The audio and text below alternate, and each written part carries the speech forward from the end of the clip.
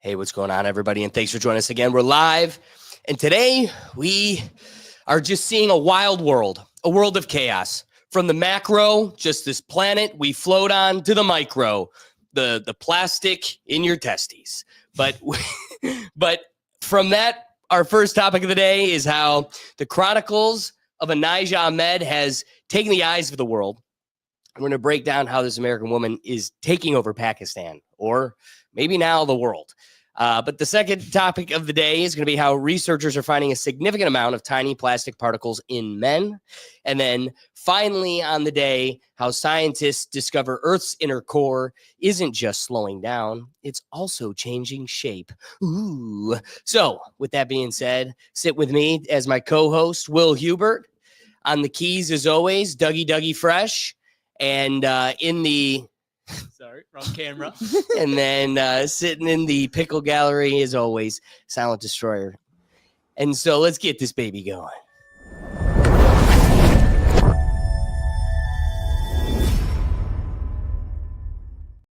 Okay, so first off is this story of a kind lady named Onijah Robinson.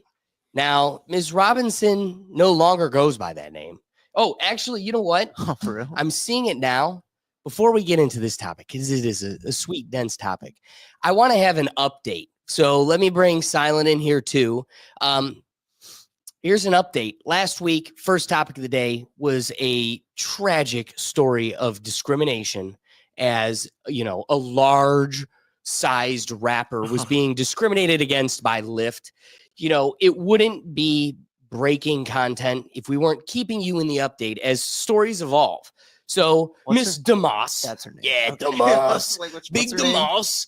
She's a new up and coming rapper. And here's what I got to say. Being a giant publicity stunt, it's working. I mean, you got us talking 2 weeks in a row about you. I did see a video where she was. Oh, wait, just stop. Oh, I was all right. But what we have lined up is the update. So again, for those of you that weren't with us last week, Miss Demas is suing Lyft because a driver didn't accommodate her. Now, these car companies like Uber and Lyft do have the option to get larger vehicles. So maybe there wasn't one available. There's important facts that I'd really like to know that directly points the blame. However, the update comes to us from, you know, the culture corner itself, the Breakfast Club. And the Breakfast Club had an issue of accommodation themselves. You good? Nice to meet you, Keys. Got it. Yep. This the only seat y'all got? What you want? What you need? There's one more. A bigger chair or something. Is she already little? A couch. We had We get you a couch. Now, she goes on to sit down in that bad boy and go, yeah, this works. This is it. This is the one. Okay, so the guy in the little Buick whose tires were about to pop was like, nope, this is too much for me. And you felt that was discriminatory. Michigan being the only land lost in delusion, making this a protected class. Everywhere, 49 other states are like, what?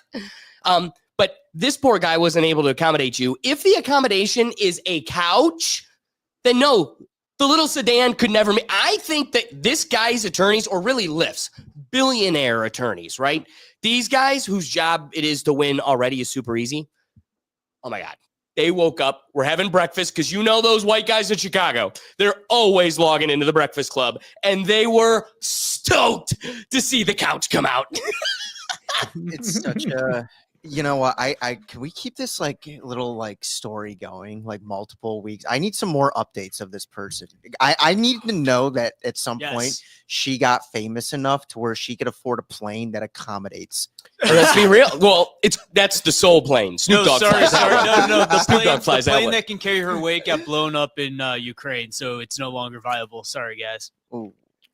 I remember you and I talked about a while ago. Like, I don't even know if that episode aired, but I remember you brought up a conversation about like accommodation on planes for like plus size people. So I want to know. I want to see her updates because I did see this video. So I had a feeling you were going there. Has she been on anything else, or is this? Who would know? You following her? See No, what I mean? no. This is a great marketing scheme to make someone relevant. Yeah. Overnight, you've got us 2 weeks in a row talking about you. Literally, the true victim is that Lyft driver, and they blurred out his face. They're like, "Don't look at him. Like, don't look at this poor guy." We can't even create a GoFundMe for him. He'd get $1 from me. I'd give him $1. That's what I'm saying. I'd give him $1. I'd give him $1. Yeah. And I think 49 other states Dude, would. oh my God. If we started a GoFundMe for him and so many people gave him bucks to where he could afford a bigger car, she would jump on that so quick. He gets enough dollars to get a bigger Uber or Lyft car, and he buys a smart car. He just goes smaller. He's just like, no, I saw where this one last time. Dude, I'll be real with you. My dad keeps going, outgrow a Challenger. I'll never outgrow a Challenger.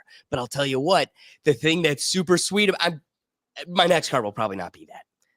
You got time to outgrow the Challenger.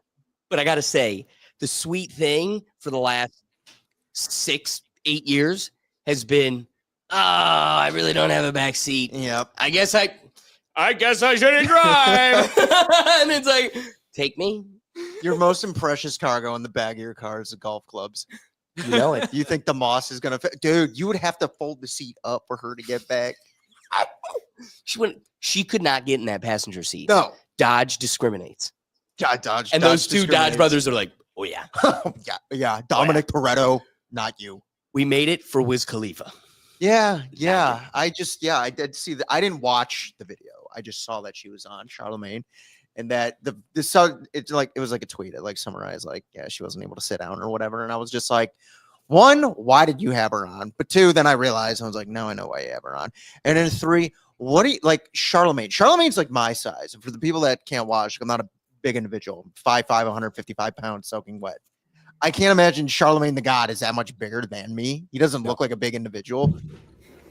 She had to walk in, and he probably thought, like, if that's the Cookie Monster, I'm screwed. Because I'm a snack. Yeah, oh yeah, smiling back. Like, that's what he's doing. You know, so, hey, at least I had a couch handy. Okay, speaking of, I look at this thing, dude, and if you're not like, okay, Charlemagne, you are cutting edge news, journalism and commentary for the culture. Look at him right now. When you are physically, I want to be seen. When you are physically pushing a couch, if your commentary being the representative, the only one, You ain't black. talking to Joe Biden, the only one black enough, Joe Biden. If that's you being the representative and you wolf over a couch and your commentary is anything other than in defense of the immigrant trying to make it in a sedan, bro, who is coming to you for commentary? Look at him right now. Yeah. You are she couldn't see. You know what's nice about the Rethink Tank?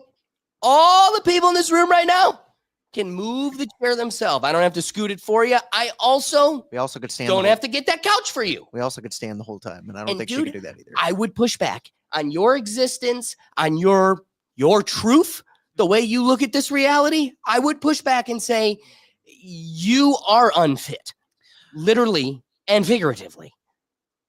Speaking of your podcast, though, you have set up like on the couch before, and we didn't. It's not like unlike her, we needed the couch. And I'm looking at like his studio, and it's like you have like 2 couches there. Why didn't you just do it over there? Yeah. Now you got to go through the whole rigmarole of like, you know. Well, because you know what? I'll commend them in this.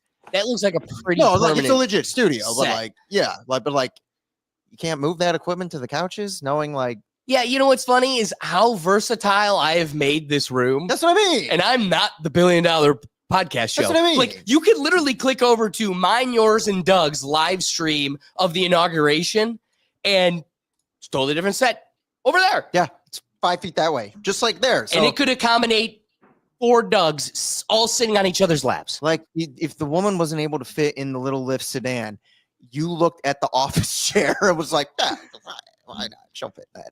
But here's the thing. No, I live in a world where, it's expected to be able to fit in the chair. I agree. yeah, but at the same time, on a daily basis, as a position in my as a role in my position, I am forced to accommodate where possible. And where that line is, first off, the chair provided will never be satisfactory to all of them. That's what I've come to learn. That's fact. If I'm taking care of an office, not 100% satisfaction. So how do I legally meet that responsibility? Because I'm never going to make everybody happy. And I'm not going to spend $10,000 on a chair. The legal standard is ergonomic. You know, they've got all these technical terms for springy when fat and, you know, can get widen and handle the bounces and all of the types. And when it gets that approval, I've met my standard. And that means it's a moderate, satisfactory level of comfort and effectiveness. So when you come to a complaint, when I meet that standard, I could go, sorry, that's the best I could do. That's what was in that room. Mm. That is like average guy. And I don't want to recreate the last episode.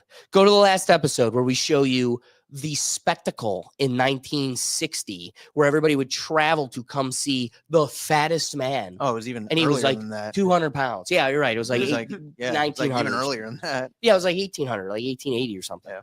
But it was It like, was like that old timey photograph where like you got to see it in 6 months. yeah. and again, the whole place traveled to see this spectacle. Now that's everybody in Walmart. So when I look at this, it's like, They got scooters now. yeah. Wally. So I just wanted to update you because I think that pretty much solidifies where the legal consideration is. How far does Lyft have to accommodate you?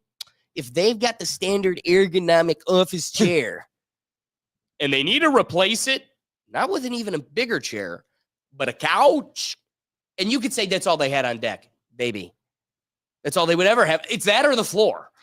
I need 2 things to happen for her, though, on this journey that we're going to continue watching her on. And it's going to have to happen in this order for it to get there. 1, in a few weeks or months or whatever in the timeline, I need her to have a collaboration with Dave Blunt's. That needs to happen. And then 2, I need her to perform the halftime at the Super Bowl. Oh, my goodness.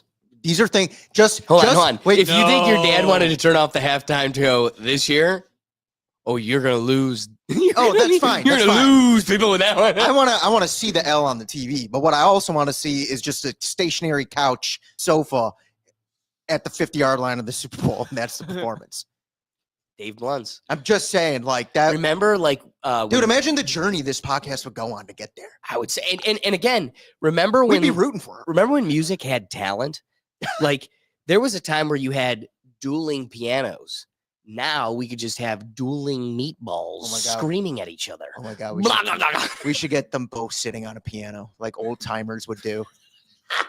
You think they could do anything beyond? I don't know, but I'd love to see the DraftKings bet to see over under how long that piano would last. I'm just saying there's money to be made here, and I'm throwing out gold, and people need to start tuning in. Large people sitting on pianos. I'm sure. Jump into the comments if you're dying to get in on that. Put the over under at like 4.5 minutes. Yeah. All right. I just wanted to fill in the people of Miss DeMoss and, of course, the tragedies of this unaccommodating world around her.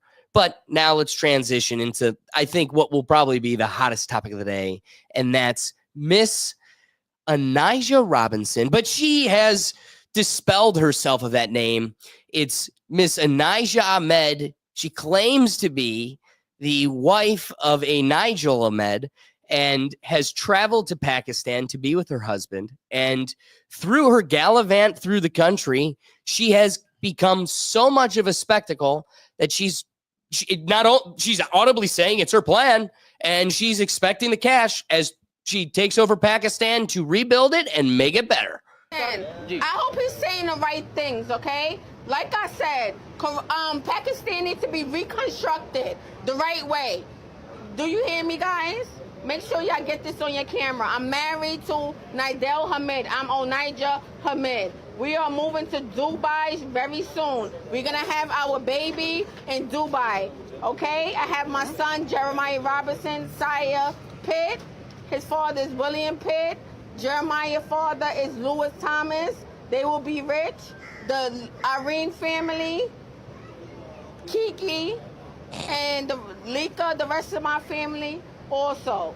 Please understand, this city will be reconstructed. It will be fixed up right away. I'm asking the government for $100K in my pockets so I could do real estate. My husband will own it in Karachi. We will not live here, but we will get this job done right away. I'm asking for $20K right away in my pockets at the end of this week. That's all, folks, for today. That's it. He have nothing else to say. Goodbye. Assalamu alaikum. Wa alaikum assalam. Thank you. She has these like notorious lines. Oh man. Like, you know, praise Allah, praise halala, and We got to pay God bless respects. God. And you're just like, this is someone straight up taken from the city of America and thrown in Pakistan. And what I want to also acknowledge, maybe Silent can help us kind of pull this onion apart, but these aren't countries and cultures you can just be thrown into. Like Dubai being a part of the story later coming up, you know, when we were taking a scholar trip to the Middle East in the UAE, and this most predominantly applied to Oman first, but all of these countries, with a country of Sharia law, like you can't be caught crossing your legs with the bottom of your foot up.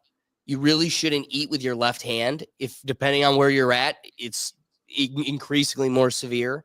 So there's these little like cultural laws that if you aren't with somebody in the know and you're just ignorant, think about how many people at an American Subway, BMV, restaurant waiting lobby are sitting with their legs crossed like that. But you literally just lost your foot. This whole pot, you're sitting here as a culprit of the problem. And you didn't even know it. Oh, it was because I was white. That's Right to jail. always the Straight to jail. problem. You know, what I will say about this woman, though, is I gotta respect a woman who knows what she wants. And There's you know something what? about that. She demands it. Yeah.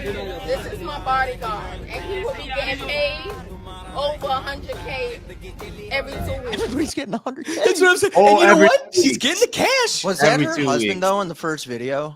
No. So this is just some media guy. Okay, so let me give a little bit of the story I guess now. that- yeah, Here's yeah. the I was story. like, is that her How husband? does this lady end up there?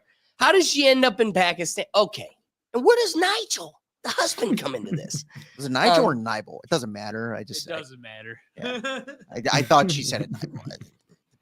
I don't even think. Maybe he's not real. I don't know. Oh, he's real. Is he? Cool. We can't ask him, though, Oh, because he's on the run. does he have money, though? So here's what happens. An 18-year-old Nigel Ahmed, He's 18? yeah, Mm-hmm. gets caught up on the internet and is messaging this pretty American who is using a Nicki Minaj filter to give herself blonde hair and narrow her face, give her a complexion that makes her look younger. Catfishes this 18-year-old kid, then convinces him to get married, and they do some Islamic. I don't think it's Islamic but it's some sort of like Pakistani marriage that they were able to do over the internet and was like legal in Utah. And she is talking to him, They're hitting it off. He goes, you should come visit me in Pakistan. And she's like, yes. No hesitation. I'm there. I mean, why And- would they're married? They I'm- gotta consummate this thing. Going to my hubby, Nigel Ahmed. And he sends her the address. She just starts taking over. They have like a little plot of land with like his parents and like his siblings all living there, aunts, uncles, like a property. So there's a compound now. Compound. She takes it over. Yeah. Well, she annoys the shit out of them to such a degree.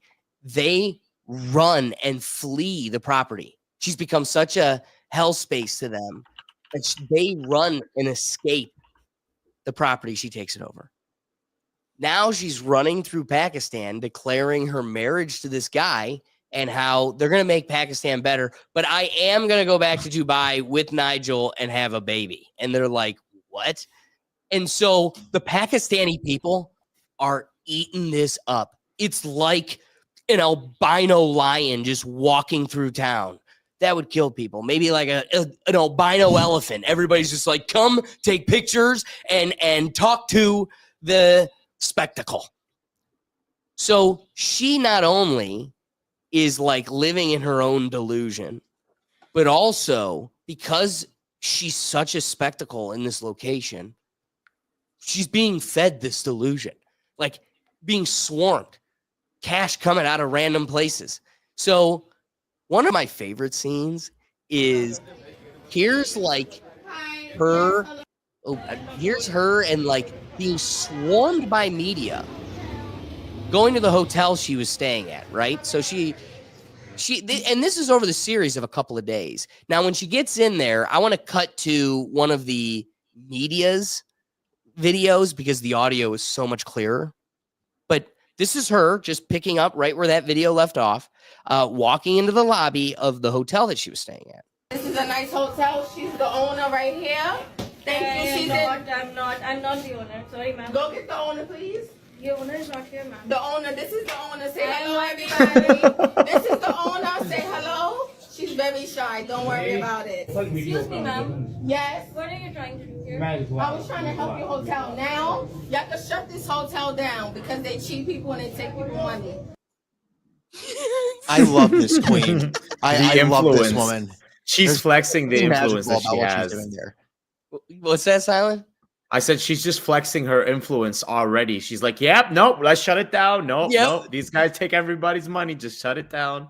I'm just saying, I love this woman. That is the most American attitude you could have in a foreign country I've ever seen. I love her. I need make Pakistan great again if that's going to be her movement. Because oh my God, I mean, you way to make your presence known. Well, I'm curious if she's going to be such a strong political figure of change. I agree. She literally what is Manti-Teo'd her way into being the president of Pakistan, Yeah, potentially. And so again, now I'm curious. What is her plan? Plan is to shield this place down and to make it a home. I don't marry for money. Money is nothing. No, money is nothing. I have money. And everybody in here have money too because y'all gonna pay them. I'm already married. We don't have kids yet. We married in Utah. Over the online. Yeah. Overall, she's a queen. She's a queen, man. I respect that marriage. I respect the sanctity of marriage. It means a lot to me. So And- we got to hunt down Nigel? Is that what you're saying? Oh yeah, man. You. Oh yeah. We need more updates of these people. She's up there with the woman that was on the plane, hiding like that. Like legendary people. These are legends of America, conquering. She's like the modern day Lewis and Clark, as far as I'm concerned. Uncharted territory. Married in Utah. South Park writers they don't even have to work for it. They just they just get it fed to them. I mean, that's insane. That's it. And then he goes on the run, and I think she's the victim. She got conned into this.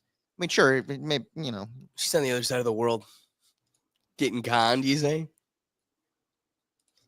I mean, like con maybe not the best word. She might have conned her way into it, but now I think she's getting conned, and she's like, she deserves alimony. Maybe they'll get divorced. Maybe she'll get some alimony out of this. So, of course, with all of this newfound fame, Pakistan is eating it up. The people, that means the media is flocking to just consume more Onijah Ahmed. And I'm sleepy and I want to go to sleep. Do you like any food, Pakistani food? I saw some plates and biscuits. Yes, I like the onions. I like the paratha. I like the chicken keema. I know Pakistani food. Why do you love more Pakistan and Pakistani people and Pakistani food? Because y'all pray a lot, and I really like that. Okay. Please tell us about why you coming in Pakistan. Why what? Why you coming in Pakistan? Because, like I said, I like because y'all pray, and I pray all the time. And I hear about the love you're Pakistani. If you want any nationality and something. What you said? I'm sorry. You want any Pakistani nationality and citizen? I don't understand that question. Okay. Thank you so much for your time. Please take care. She's an icon. She's an icon. Oh man! And the thing is, it just gets better and better every clip. It really does. It does, but there's a lot of them. Is she like, and maybe in more clips, it'll like. It doesn't seem like she's mocking Pakistan. Like, funny enough, it actually seems like she wants to be there. Oh yeah, you get what I mean? Like, it's not like she's there and she's like making like. So many Americans will go to other countries and kind of make a mockery of it. It's like, I don't think she is. I think she genuinely believes in her plan. Well, that's an interesting angle you present. Know what I mean? Like, because here's another one of these news interviews, but I want to point out the person next to her, Shabana, and this is like a how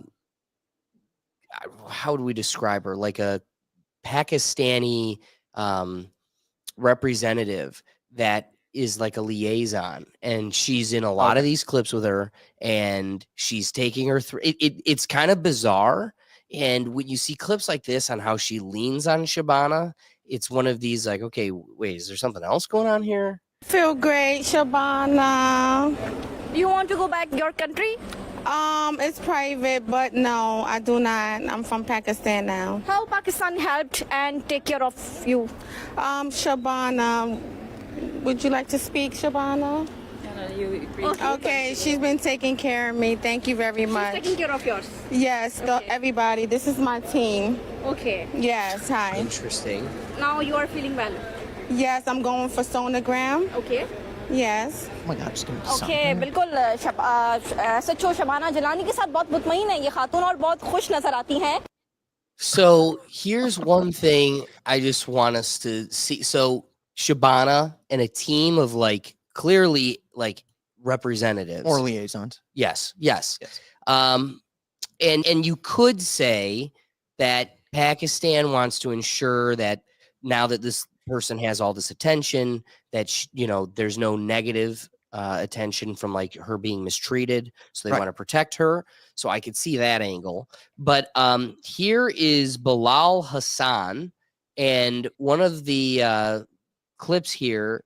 So he's been covering this at like 14 chapters on TikTok, and he's probably across other social medias. So I would definitely go check it out because he catches there's not a chapter missed.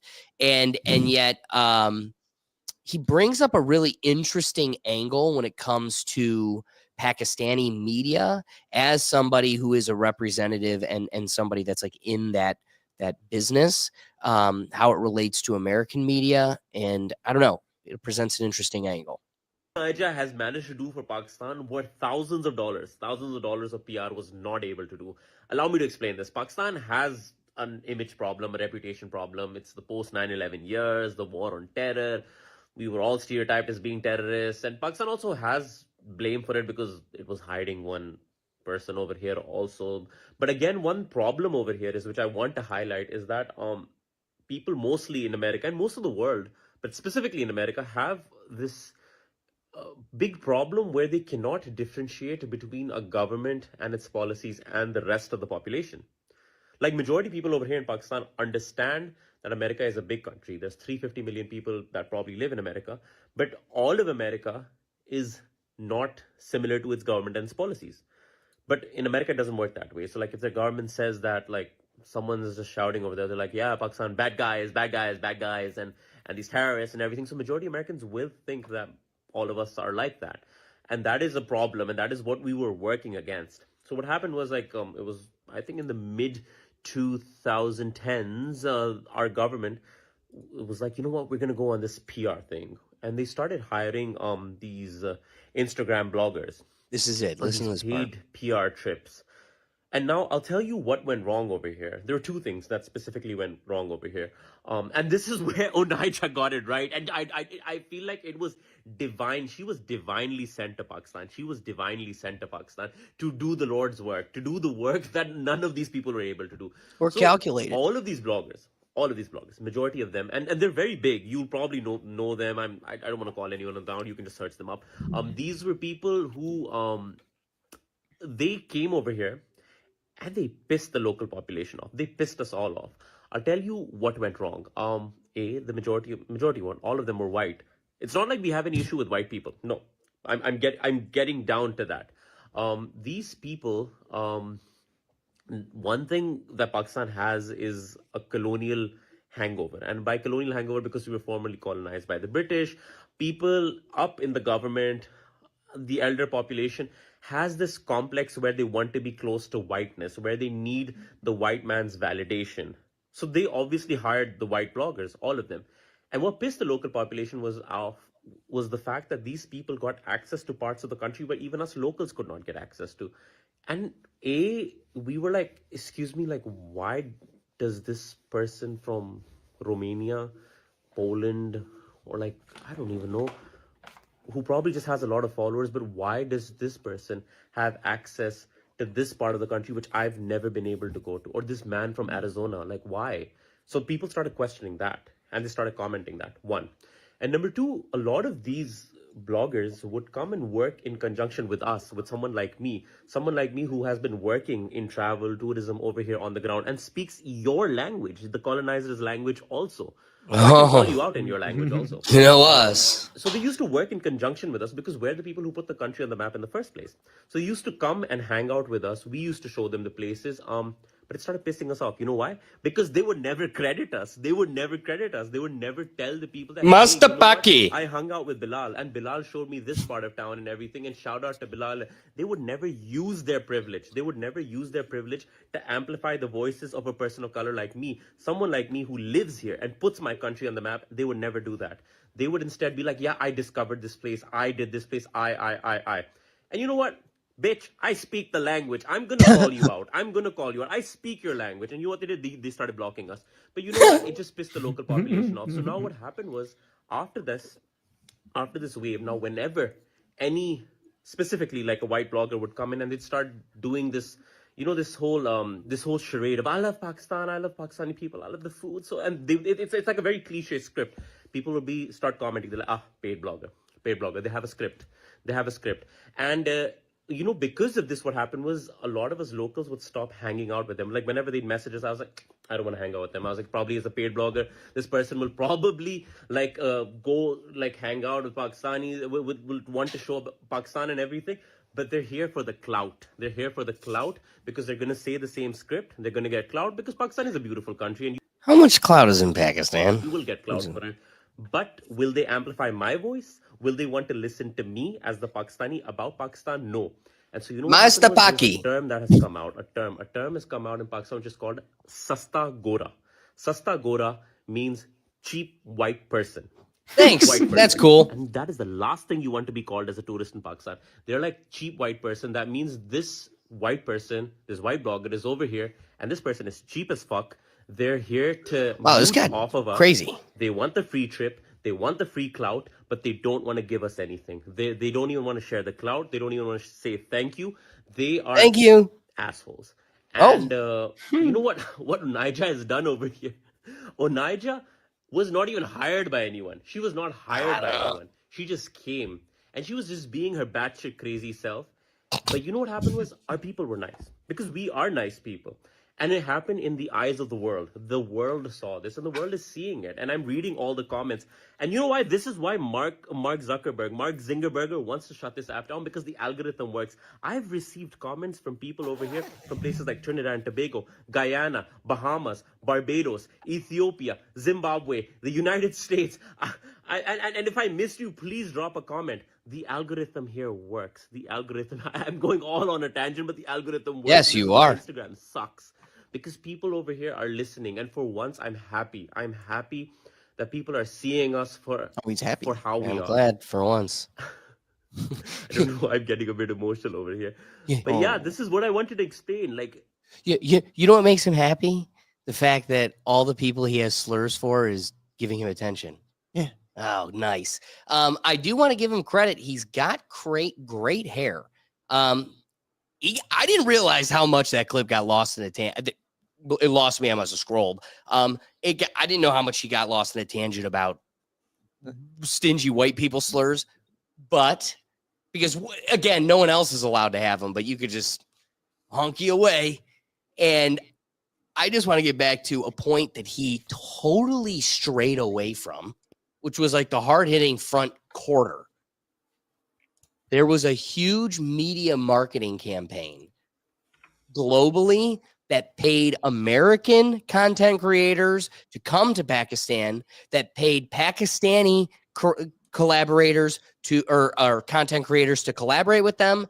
And, you know, that's why you put at my spectacular, because, you know, I guess the gripe here is that they didn't give him enough credit. So that all being said, this is, take it from boots on the ground. Guy who cashed a check from that exchange.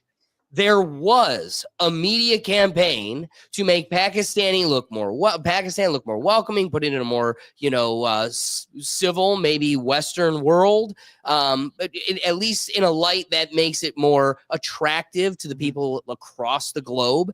And I only bring this piece up because it's seasoned with, man, we just spent 15 minutes all giving her the accolades of like, cheers to this lady who's demanding $100,000. And what makes us chuckle, what makes you like make a joke of it, is because like she's not getting the cash. Or is she? Like, how are you getting that fat stack? And so comments are like, she's getting it. So, okay. Where in human existence have you been able to go anywhere, let alone like kind of a, you know, second world country? How often you get to go there and be like, give me cash? And they're like, oh my God, I was gonna pickpocket you, but I see you're wearing the same bed sheet. Here you go. Like, no, it doesn't happen. So I'm just like, how do you start the ride off with a media, I don't know, that was like Iron Man declaring he's Iron Man, a boardroom full of Pakistani microphones. And she's like, yeah, I am married to this 18-year-old kid and I'm taking the place over. Not to mention, he flirts with it in this chapter, but it becomes overly apparent in all the other reports. The guy, this 18-year-old kid, came from like a super rich family. Clearly. To be fair, by the way, she's holding $1 bills, just so you know. Those are 100. That's what. Thank you. Is like that like those are not worth much. Like that whole stack is maybe like $100. Maybe I feel 200, better now. You know? I was gonna say, what's the maybe she's struggling over there. one USD is like 200. I just looked it up. 279.03 Pakistani rupees. So yeah, and I think the red note is the 100 rupee. So each one of these is $50. So two of them would, or like almost three of them would be $1. Whoopies.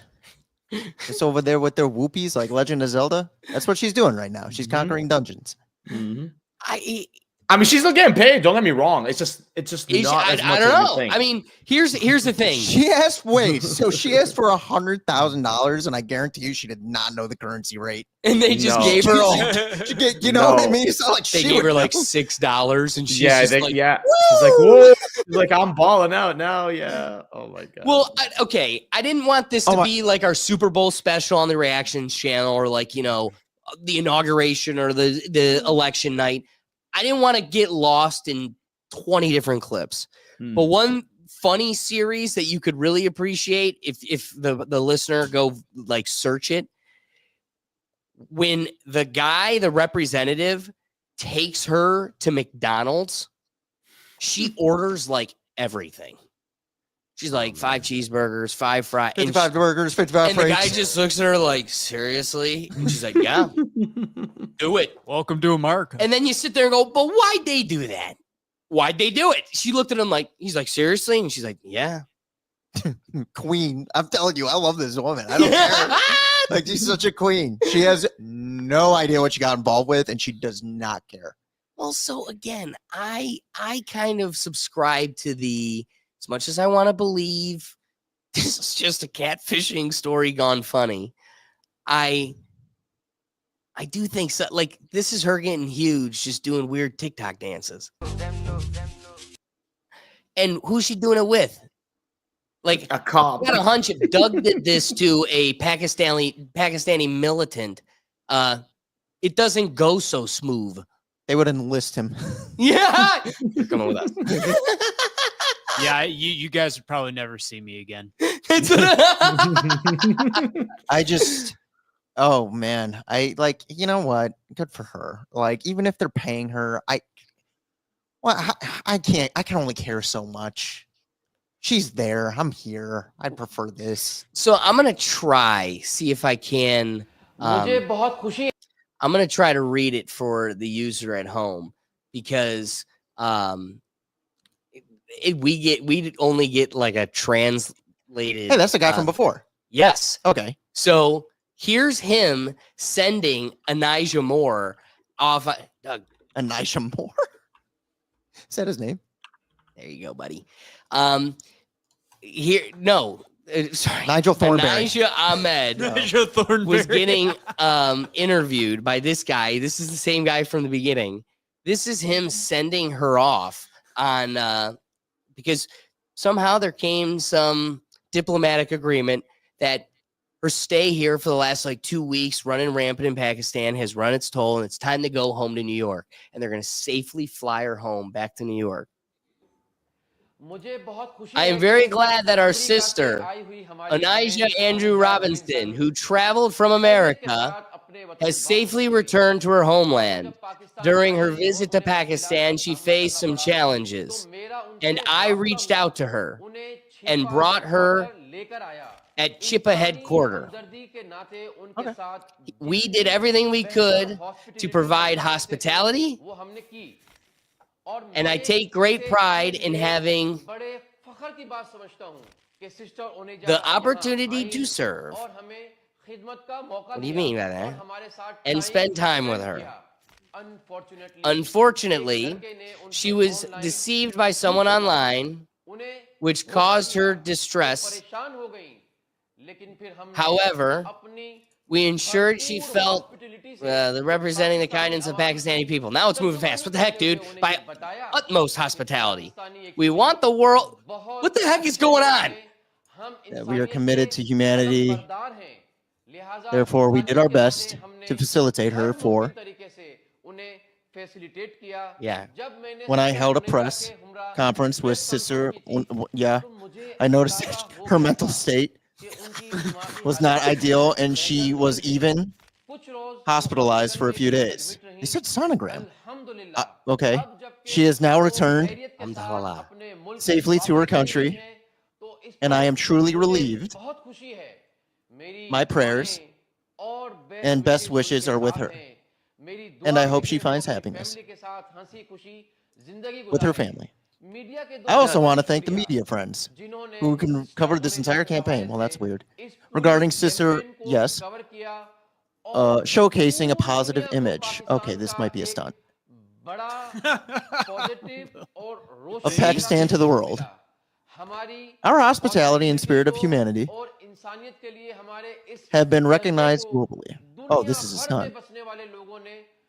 And I thank everyone for their support. They kicked her ass out. It was all stunned. So that's what it seems like. It seems like they kicked her ass out, and she was. And so here's the thing. I think we're getting to the end here, and you're doing your little outro, and the last little outro to the last chapter was she's off to New York. That's what our friend here is telling us. The representative's telling us she's off to New York, and oddly enough, there are these clips of her floating around, landing in New York. It seems like it literally. That's what they're being classified. This is her returning to New York. So now, even Mr. Bilal Hassan, everybody's like, she's home. She's in New York. Then literally the breaking news is, and she's not home. Somehow she's in Dubai. So I don't know how the New York thing came into it within that is, as someone that has been there, that is not an easy flight. This isn't a thing where you're like, I'm touching down in New York and I'm headed back. No. So I don't know what's going on there. Because if you look at the videos of her in New York, even that hotel looks sketchy. It's like, that doesn't look like New York's airport. Sorry, folks. Oh, they didn't put her in Trump Towers. And the people don't necessarily look like it. But, hey, that could be the reps that came with her. Who knows? Anyway, goofy, weird circumstances. Now she's in Dubai. So I'm going to kick this one off to Rhea the Last Dragon, because she does a great job of updating us as we find Onijah surprising us in Dubai. Oh, that's what you say? Onijah Robinson truly is the gift that keeps on giving, because now she's in Dubai. Ma'am, that was supposed to be a stopover on your way to New York City. You weren't supposed to stop there for real. Respect for Allah, respect for Allah. Respect for Allah, respect for Allah, respect for Allah. She's got a catchphrase. Respect for halal, respect to halal, respect for halal, respect for halal, respect for halal. I refuse to believe that this is real life.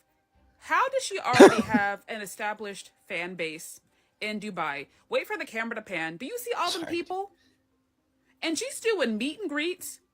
This lady is on tour. How is she on tour before Beyonce? In all seriousness, I had to make sure she actually came back to the States, because I'm actually very worried for her while she's in Dubai. They do not play in Dubai at all. My God, I just thought of the perfect marketing event for her. Inconvenience. In fact, it was here where that lady from Houston was detained for being too loud in public. And then Onijah was already caught on this recording threatening somebody else. So yeah, she might want to tone her antics all the way down. So here's what's funny is hearing this made me remember. I wish I had the clips of it, but you should see, this has become such a phenomena that people are dressing their baby to look like her. I mean, dude. Yeah, she's becoming a character. Respect for Allah. She's got catchphrases. Look, the baby's got a little bike on its chest. So it's exactly she's created a character here.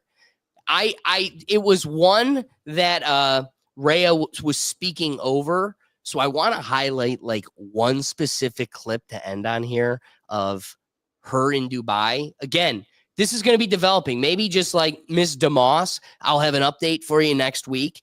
But this is the most recent of funny clip. Dude, I'll just.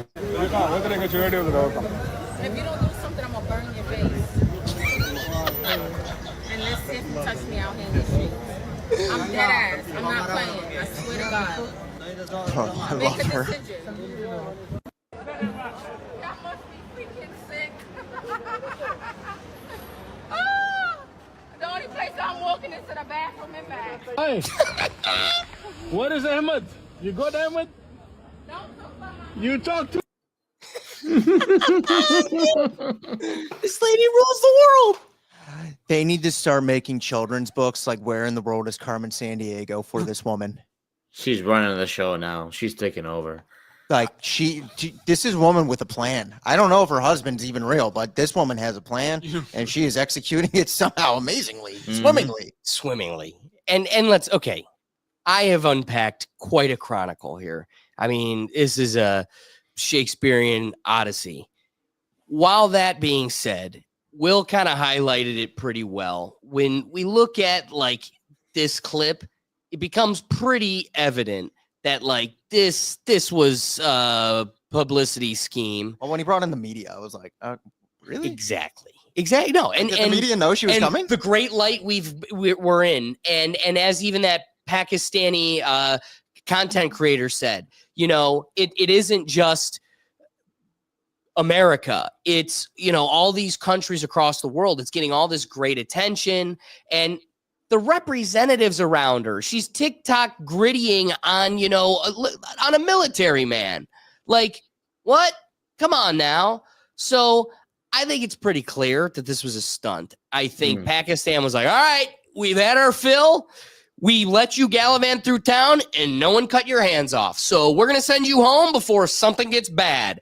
And then Dubai was like, we'll take some of that. She said her name. We'll take that publicity. Everybody's looking at her. We've got chocolate that has pistachio noodles in the middle. We're luxury. She definitely won't lose her hands here. And they're like, fine, take her. And they flew her to Dubai and she's like, I'm here. Someone put a baby in me. And Dubai's like, listen, lady, we're going to let you take a couple pictures in front of a Lambo or two and you're out too. They created a monster. They thought it was a publicity stunt, and now you have a dictator. Congratulations. Yes. All right, so we can land this plane. I just wanted to present a little cherry on top. So, Silent, what are your rapping thoughts on Onijah Robinson, or should we start calling her Onijah, Ahmed? I mean, honestly, this lady literally has taken the whole internet by the storm, and now it seems the world by the storm. I would not be surprised if she ends up like in Bali next, or maybe in you know, somewhere else that's, you know, exotic, and people are just like taking pictures and selfies, because obviously the word got around in Dubai really fast, because there's a lot of Pakistanis in Dubai, and of course in probably the surrounding countries. And it's one of those things that, like you said, it's a continuously developing story, and just like the more clips get released, the better it just keeps on getting. So I guess only time will tell where she's going to end up. Now, as for, do I think it's a publicity stunt? I think yes. I think she got catfished. She was in a city situation, and then she just hired a bunch of people to, you know, make it better for her. And that's what it seems, especially that dude with the long beard who was saying that she got home safely and all that. So yeah, she definitely knows exactly what she's doing. She clearly has some sort of plan, and she's gonna get what she wants, clearly. Honestly, I think she's gotten everything she's demanding, except her husband. Her husband, that's right. She knows what she wants and is assertive enough to get it. Now, my rapping thought is going to be this. I have a hard time believing she hired these folks, right? Like, she got these diplomats from Pakistan to liaison and you know, support her. I think this was a scheme. Finding out that this is probably some wealthy kid, right? I think you've got some family that's probably close to the diplomatic scheme, and they, you know, sought out someone that could fill this role. To what extent she knows she's filling a role, that I really don't know. And that's scary. Like, it'd be sad if they actually did like catfish and manipulate someone to do this. I'd like to hope that the conspiracy is larger, so that way she's less of a victim, and you know, they just are paying her.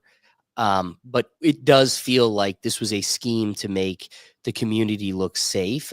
That being said, a scary thing that could come from this, highly unlikely, and that's sure as hell what Pakistan's banking on. But like, if Precious in Detroit is like, I could do that. Oh my God! Send them what Damas? Send them Damas. Yeah, I like that. Oh, I'm with you. I don't think they got couches big enough over there. Accommodate? No, she's gonna learn real quick what a country that doesn't accommodate feels like. But no, again, I really do mean that. Like, the sad part is the world is their stage, and they play on the grand scale. Right. And so I fear that this is a scheme just for a publicity stunt, and someone who's equally as ignorant as this character is being portrayed is like, I could do that. Yeah. And gets a one-way ticket, and Yemen's like, what the hell are you doing?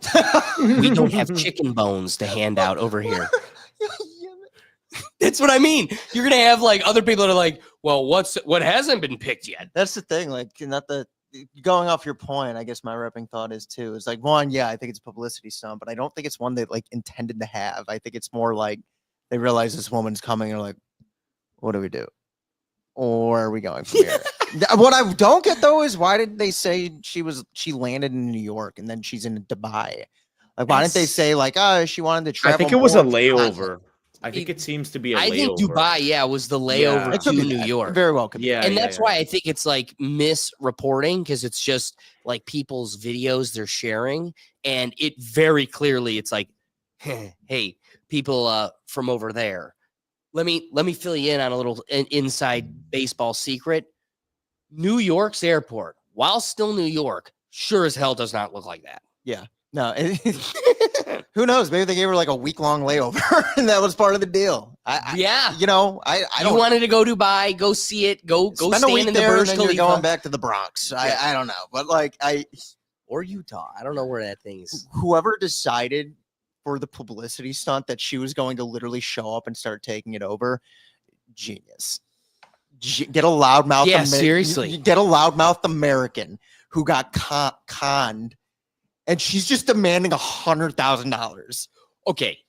A wrapping thought that I've refrained from making, but is a true thing I felt through this whole thing is like, I love seeing this. I wish she could turn it up like 10 more decibels. Oh, yeah. Because I want to look at the rest of the world and be like, yeah, get a little flavor of what we got. Yeah. That's us on a daily.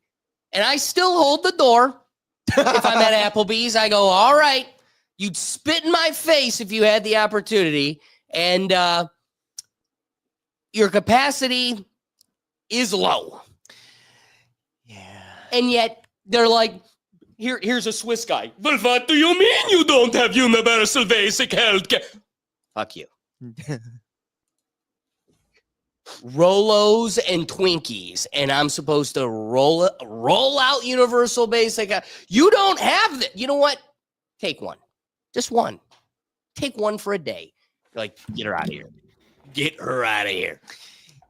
Yeah, I mean, we're a tough crowd. That's the best I got. We're a tough crowd over here, but we make it look easy.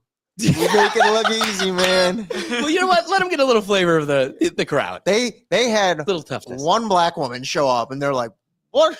What do we do? What do we do? Don't get touch the news. her." They literally were like, "Don't touch her either." Jesus. Get the news. What do we feed They her? were McDonald's? praying they did not see TRUMP show up on the phone going like, "I hear you have one of ours." They were like, "No, she's well accommodated. We gave her money. We gave her so much money." I have a very particular set of skills. I've done this with an $$ app Rocky. I forgot about that. I'm a natural. I've done this before. I got him back. You don't think I'll get Onijah? We want our Robinson. It's ours. It's mine. I love Robinsons. Jackie, her, the best. Like, seriously, this woman showed up and they were like, if they had it all planned out, it's genius regardless. But if they didn't, they spun it into genius because it's like, don't mess with her. She went literally into that hotel and was like, actually close this place down, take all their money. Yeah. That is us. We do that to Starbucks and they're everywhere. Hi, can I upgrade my room? It was a little small. No, shut this bitch down. Cameras? Did you not see the camera? I will point the camera out. Did you not see I have cameras? All right, Doug, I flip it to you. What are your rapping thoughts?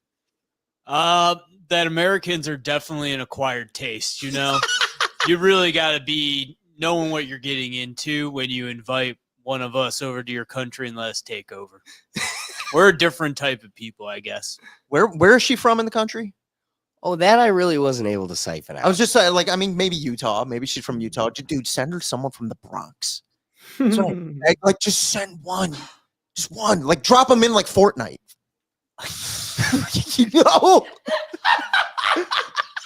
You know how freaking awesome that'd be? And just push them off They the look bus. up at a plane, they see a battle bus, and then out comes one Bronx person, lands up there. Where you go for a good dog around here? They would be like, what do we do? What do we do? No, Do we have those? I want a Crip just walking. Oh my God, a Crip from Compton? Yeah, drop him from the battle bus. That thing, he would land and be a meteor. Yes. No. Safely. You safely get him to the ground and then just pull the blindfold off and let him be. Oh my God, that's a television show. I'm telling you, there's a lot to monetize here. You can make, and they are. They could literally turn her little adventure into a children's book. And you could like the adventures of Onijah. That's what I'm Ahmed. saying. A search for her husband. And that's the whole thing. And she never finds him, but she got to visit Yemen this time. And it's like, I'm telling you, there is something there. Do you guys remember that series of computer games like Putt Putt and Pajama Sam? And yes, yeah. Onijah Ahmed. Just click yourself through Pakistan looking for her husband. It's oh my God, here's a dirham. Here's a ruble. She's got like a little sack of rubles. You put it in. I'm telling you, man, there's so much here to like monetize. It's kind of crazy. And I can't tell if they're geniuses or they really didn't expect this woman to show up and they're like, well, what do we do next? You know what I mean? Like, that's crazy. Why would you send her back? She's having a great time. Exactly. As far as I could tell, she does not want to come back here. Would you? Not You're a princess. You are literally Jasmine from Disney. Oh, and she's as from the fictional place Aqraba. First off, time out. If I could cut to the clip, I would. But there is a clip I'll never forget. Like it was Jay Leno or one of those like jaywalking type as they're on the street interviewing people. Oh, okay, yeah. And it was right around like 9/11. And they were like, do you support Obama wanting to drop missiles on Aqraba? And they're like, yeah. Oh, yeah. And they're like, really? Yeah. Oh, yeah, those people. And it's like, this is a fictional Disney place. Check out Thursday, where I interview a character who does not believe in like the interpretation of our current law. And he has figured out a way to federally live with no true location. It's like Pickle Town. It's crazy. It's an interesting conversation to talk to people that are not in a concrete cage, successfully living this way. Okay. So one, check that out Thursday. I'd say his name, One Stupid F, check it out. Great show coming up. But I bring that up because this is her. She should just be running through the Middle East going, I'm from Aqraba. And it's just Disney. It's kind of like real life Borat. Reverse Borat. You were sending her. Yeah, it's reverse Borat. Like, Borat. it's kind of like this. A reverse Borat. I literally thought, I'm like, they should turn this into a movie. I was like, well, they kind of already did. They did it twice, in fact. And I was like, I hope she continues, man. I have hope. Time out. I'm going to say a joke and only the audience will be able to see your reaction.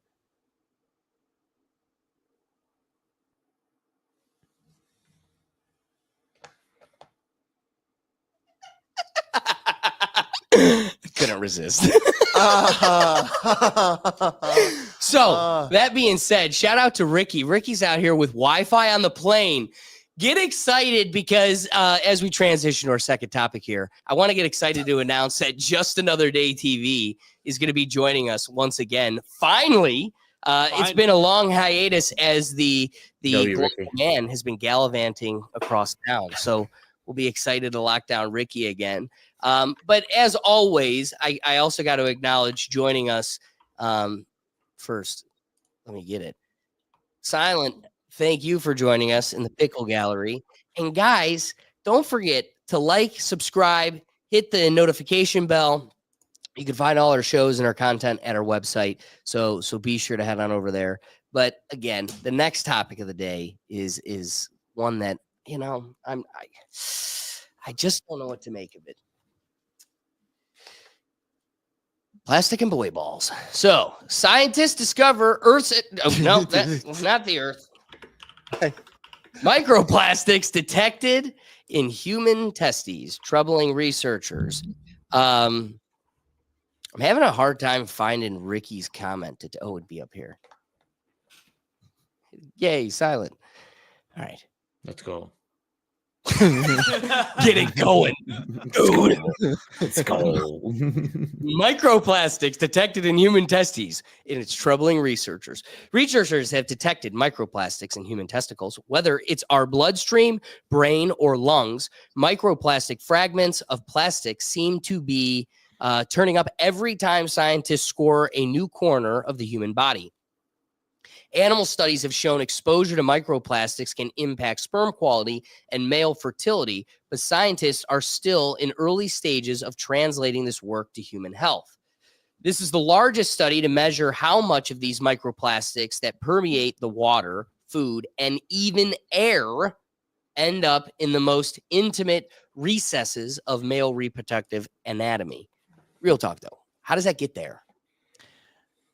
So, okay. For the current study, researchers at the University of New Mexico collected the testicles from autopsies of people ranging from the age of 16 to 88 and from nearly 50 dogs. Chernobyl dogs? A lot of peanut butter. And the more peanut butter is going to make it a bigger dog problem. So, toe that line tightly. Instead of trying to count each microplastic particle, the researchers were able to quantify the total amount of plastic by dissolving all the biological tissue and separating out the solids. Delectable. Quantifying balls. That's a profession. No, losing the balls to quantify the plastic. So about 75% of what was dissolved remained and was plastic. Yeah. Polyethylene, or PE, made up a large portion of that, and it's most widely used in plastic in the world, showing up in packaging, bags, and a number of other products. Matthew Campen, who has examined these tiny particles up close, describes them as shard-like stabby bits because the way they've become old and brittle and fragmented. So, in the University of New Mexico study, the concentration of microplastics in human testicles was on average 3 times higher than it was in dogs. So still a lot more peanut butter to go. Exactly how the microplastics are making their way into the testicles requires further study. Campen suspects that they could be hitchhiking through the gut via tiny fat particles that get metabolized and then fan out across the body. So plenty up in here. Yeah, I don't want to get into it much further beyond, they get into sperm count and how it's declining already rapidly, and they attribute it mostly to this, and it's only going to get worse. So, yippee! You know what? This gets my brain working, thinking, rethinking. At no point did I think plastic would be in my balls. But then I'm thinking like generations down the line. And then I'm thinking maybe the balls get radioactive enough that X-Men start flying around. So maybe this is the step in evolution, and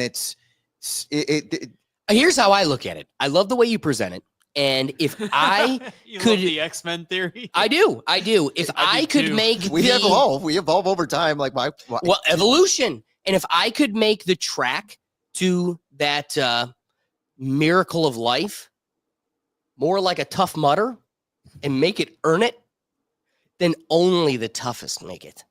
And I will only be breeding Titans. So I guess the takeaway is eat more plastic. So is the phrase "save the turtles" over?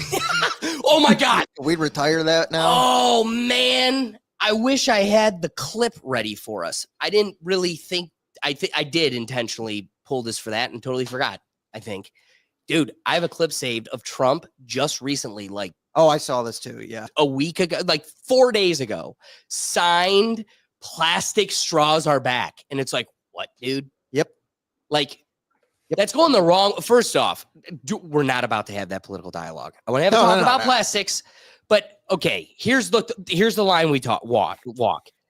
We know the straws is not saving the turtles or the planet. At the same time, regressing into those habits, like demanding plastic. Okay, well, that's actually going the other way. I think we would all agree a paper straw is the worst thing in the world. Yeah, I was gonna say, like, doesn't that like dissolve weird or something like that? Oh, it's nasty. Not just like I've used them before, and I don't prefer them, obviously. But I thought I read somewhere or heard somewhere sometime that, like, again, obviously the debate's always plastic versus paper straws. But I thought it was something like paper straws like dissolve weird, like they're not like true paper or something like that. I don't know, like someone can fact check me on that, but I was like, I thought I heard that. Well, again, because you're covering it in waxes to try to slow down its dissolving properties. And the more it gets away from just natural paper and still inevitably dissolves in your drink, you're not that much farther ahead than if you were. And again, okay, we'll say it at the beginning because we can acknowledge the drain this all, circles. And it is, you really should heed the warning. We're presenting you sciences and there's all these different considerations that all lead you to the same place, which is you should use glass, metal, ceramic, use those types of materials that are not dissolving and not producing these types of side effects. Here's the thing. I'm literally drinking out of a plastic can. And I'm sitting here with a plastic bottle thinking hey, you should be conscious. My whiskey isn't dying. But it's like all my water in this studio comes from a plastic bottle. I should heed the warning. But now it's like, all right, we really don't have, what am I going to get, a Brita? Like, it's tough to have water on deck for a studio full of people, guests cycling through. The best thing is a disposable water, because the thing that also is what's the Peter Griffin thing? The grinds my gears. You know what really grinds my gears? When people will take your water, which costs you about like $2, and they open it and then they take a sip and then they're like, oh my God, I don't know which one's mine. And then they go just take a new one, or they never finish it. So it's, you're doing this thing where it's like, I need to have water on deck. I need to be able to supply it to multiple people. But at the same time, I'm going to sit there and be like, doggone it, the system's putting the plastic in my balls. I don't know. I'm kind of looking at you drinking the whiskey out of the glass, and I'm seeing you drink the plastic straight to your balls. But maybe the whiskey's kind of about like, killing it on the way down. Dissolving it. Yeah. And then, but saying, here's the problem. That's your justification for alcoholism at this point, maybe. Here's the reality. we all have been in those situations where you're like eating a sandwich, or you're like something chicken. I don't know. It wouldn't really necessarily be a chicken wing, but whatever, where some of the wrapper's still with it, and you get a little, sure, boom, swallow it. Yeah. Swallow it down and you go, it'll come out. Just like the corn, it'll come out where it always comes out. And guess what we're learning? Somehow it's doing the Houdini down your gut and it's like going for the balls. And so it's just like, we think it's leaving. The brilliant folks in our community are going, it's not. And we're like, but you're going to make the studio really difficult. Right as they say, it's not. Trump in the corner and sign this. What'd you say? Sorry. So, Silent, what are your thoughts on all this?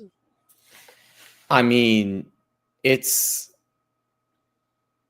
be real for 10 seconds. We've all have had plastic in our bodies like since the day we were born. You probably had it like woven into you because your dad, there was even more plastics during his time when he had you. You know what I mean? So I'm not surprised one bit that this is what researchers are finding. And guess what? It's probably only going to be increasing more and more and more, because if you try, like do this challenge, take this challenge, try to not touch plastic tomorrow. you'll fail within like 10 minutes, maybe 20 Man. minutes, you know? Like just think about that for a little bit. Think of everything that you touch every day. You're going to touch plastic, like literally every day. Heck, there's polyester in clothes. Even clothes have plastic in them, right? So it's one of those things that you just can't really like fight or resist unless you just go, you know, in a big cabin in the middle of the woods and just wove your own clothes from wool that you harvest from sheep that you hurt, you know, like unless you do Sounds all like that, then it's unavoidable. Like you literally cannot avoid plastic. You just can't. It's just everywhere. And it's so convenient and cheap. And there hasn't been an alternative that's just as convenient and just cheap, you know? We're going to put our tinfoil hats here. And we all know that big oil is the reason why plastics are everywhere. Because plastic is a byproduct of oil, right? And they're the ones that pushed it and claimed that it was recyclable. Well, in reality, as we know now, like 3-4 decades later, it's not recyclable at all. The thing you're triggering me is all these like lotions and things that we use now. Like think of little girls. Dude. Yeah, Yep. sunscreen. That's Everything. a poison. Literally it's everything. giving you cancer to block away the And cancer. polluting the ocean. And yes, not to mention, you know, think of like 3-year-old girls that get like roll on. I don't even want to call it like makeup, but like it's literally just water and glitter. So like they can have their nose sparkle, and it's like that's the same thing. And that goes to what I'm going to show here next. But it's funny as Silence kind of walking that all out. I'm thinking about our deodorants. You know, they're saying it's got these types of Everything. nitrogens and stuff Literally in it. everything. It is literally now. If you cut a body, it's got you've literally just got it all in your side from and girls doing lip fillers, and that's being dispersed through their faces. They think it just goes away. It's being metabolized. Now we're learning, nope, it's just being displaced throughout the face, and that's why you continuously look weirder and weirder and weirder and weirder. So ask Madonna. The one thing that Silence triggering me is, or triggering in me, is reflecting on like a mummy. You open up a mummy today. So Mr. Beast goes to Egypt. They open up a tomb that's never been opened before, and they're looking at a mummy, and it's like a perfectly cleaned, decomposed body, right? They don't show the body in Mr. Beast thing, but like you're seeing Wait, he a actually did perfectly this? yeah, he went to Egypt. And of course it's a total propaganda. And I would play the same game. The Rethink Tank is totally willing to dispel any other consideration of Egypt and totally sell the folks that it was the people of Egypt that built this thing. I'll do it. I'll do it. But he got to go into all these like compartments that otherwise wouldn't, unless you were doing some, diplomatic agenda pushing. But one of the things that you see is like how this process that was 2,000 years ago, before Chick-fil-A, genetically modified breast chickens and plastics, perfectly decomposed body, right?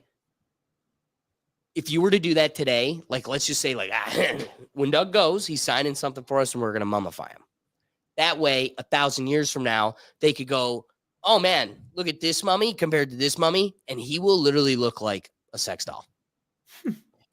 Doug, do you want to do that? I stood up and I'm like, excuse me? Well, I didn't sign anything saying that.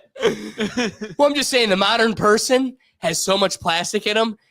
Could you imagine? It is not going to be this clean, like, natural thing anymore. You're going to have little plastic shards sticking The out. more this is going on, the more I'm just convinced I'm going to get cremated someday. You should. And then, that's Grow one into a last, tree. that's one last stab at the liberals that pollution on my way out. Here's your ozone. Last piece I got for you here is, we've been talking about the testes, but you're all not out of the woods. Like I said, as these sciences develop, they're saying how it's been known for a long time that it's in the heart, the lungs, the bloodstream, throughout the rest of the body, even the cranium. Alarming new numbers show how much plastic is in our bodies. Researchers found the equivalent of a plastic spoon in samples taken from human brains. Now, that is a 50% increase in microplastics compared with a study from 8 years before. Doctors say there's more plastic in the environment as human consumption increases over time. They are tiny little shards of plastic, smaller than 5 millimeters. They found approximately 4,800 milligrams per gram of microplastics in brain tissue. Doctors say it's too early to draw conclusions, but people could use metal instead of plastic containers, for example, to lessen exposure to microplastics. Clearly, you really have to, because, it's one thing, they say we think with our down below, but when it really starts affecting your cranium, we've got a problem. But that was inevitable. Yeah, I mean, I got bills. Can't be worrying about the balls like that. Here's the deal. If we were playing this game and there was an opportunity for immortality, those things should be so much more serious. But when they're like sugar and alcohol, sugar, spice, and and everything nice. You're scraping off 5 years, 10 years. Am I seeing them? No. Put me back where I came from. Like, it's one of the, what do you do? What do you do to get, remove it, get rid of it, stop it? It's like, I can't, And again, I'm not trying to get lost beating the same drums that we have in the past. But when I look at how we as a community used to be able to have pops and everything sold in glass bottles. Yes. And we're so far away from that. And it's real sugar in them too. So again, if there's a world where it's possible, I am a consumer and I'm demanding of it. But as I've parsed apart theoretically enough times, you vote with your views, you vote with your dollars, and I'm not doing that because I'm still buying these things. Right. So I am becoming an aware, educated consumer, and yet I'm still not taking that consumerism serious enough to impact at least the butterfly effect, my immediate surrounding, and therefore hopefully creating a movement that actually has an impact. Doug, were you? Yeah. So, real quick, so you're talking about it is doable, but we've also lost an entire business set that used to be a part of that. My dad remembers when milk was delivered in glass. True. And milk so you'd return it and you get a new one. They'd buy pop. You'd take the cans back and you'd get new cans and you'd get money back. There was a whole process of actually recycling these things and returning them and getting some money back as encouragement, 5 cents, but back then more money than it is now. But that was a whole business that is now no longer there because of plastic. So it's going to be hard to even move back. The cost of moving from plastic to glass and the cost of actually using glass, but then also you'd have to start up that whole recycle, get people in on it. I just don't ever see it coming back. You know what's funny though? I agree. The whole time you're saying it, I'm like, he is right, especially to a certain respect. But then I'm sitting here going, if we walked into Giant Eagle right now, our grocery store, I could find you a wall of glass bottles that are containing beer that are going in the trash. So I think bingo. I think we've convinced ourselves of that. But first off, just look at the beer section. All of it is cans and bottles. But a lot of these companies are moving to cans now because it's supposed to be better or whatnot. Fatheads doesn't sell bottles anymore. They're all cans. Even if we have to live in a disposable world, Will Smith and his homeboy trans son were on an endeavor investing in water. You could easily have water served as it used to be in milk cartons. Mm-hmm. So you could go to cardboard. But again, now you're back to that plastic type wax that you're covering it in. You're trying to get it as cheap as possible, which means you're going to quickly stray away from clean types of papers and get to more artificial, manufactured, treated materials. And those are the things that are winding up in your love maker. And so now it's trying to figure out, one, how you can implement it into your lifestyle, but then also trying to come up with a way of so again, making do with your surrounding, but then also having that impact on your surrounding. Like we can't just keep settling for, if Pepsi can upcharge me $2 because they've convinced Doug it's got a different type of sugar, which it does. I'm with you, Doug. Pepsi's better. But okay, you got your Pepsi with the sugar cane, and they upcharge you the $2 extra, not just because of its sugar, but it's also in a glass bottle. It's like, listen, if that's how it's got to be, but our Pepsi, we shouldn't be accepting plastic. You really should be walking out of here going, all right, I can do a can, I can do a bottle, but I'm not going to settle for plastic anymore. And the problem is, like, man, we have failed this dialogue to depart so heavily from Silence Point, which is walk into tomorrow and try not to touch plastic. You know, you've already huffed it off because you know that's impossible. Mm-hmm. And my double down point with that is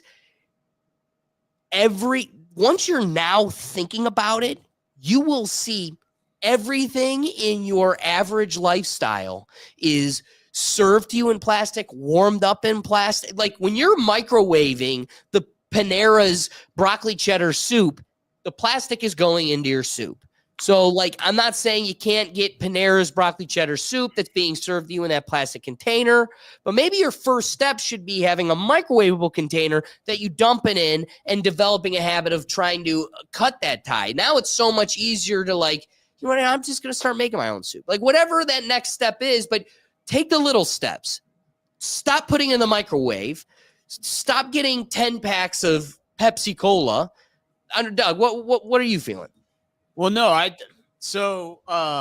my other point though is going to be like, yeah, plastic in our down belows is not good. Plastic or in our brain, plastic anywhere is not good. But also, I mean, what isn't killing us? We're microwaving so much more food now. You even mentioned, just put it in a microwave. You're still microwaving all that radiation, like, microwave stuff. Is that bad for us? I have thought about that. Frozen foods, they're saying aren't good for your gut, and then also, well, is that because it's served? What it's served? Well, I'm just saying in general, like, dude, we microwave.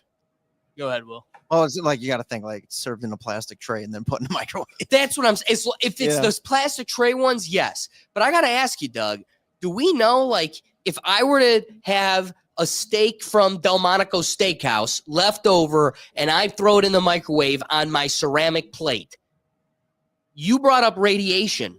That's a real thing. Yeah.